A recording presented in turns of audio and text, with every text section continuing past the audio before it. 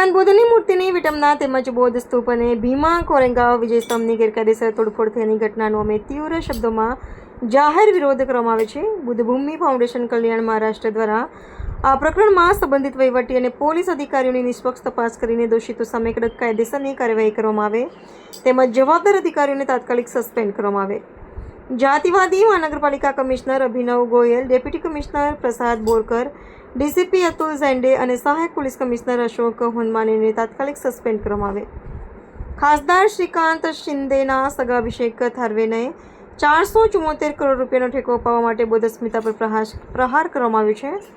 આ સ્થળે દેખાતા તમામ 42 વૃક્ષો બુલડોઝર લગાવીને કાપી નાખવામાં આવ્યા. બૌદ્ધ સમાજની ધાર્મિક ભાવનાઓને ઠેસ પહોંચાડતા આવા કૃત્યોનો અમે તીવ્ર નિષેધ કરીએ છીએ અને દોષિતો સામે કડક કાર્યવાહીની માંગ બુદ્ધ ભૂમિ ફાઉન્ડેશન કલ્યાણ મહારાષ્ટ્ર દ્વારા કરવામાં આવેલ.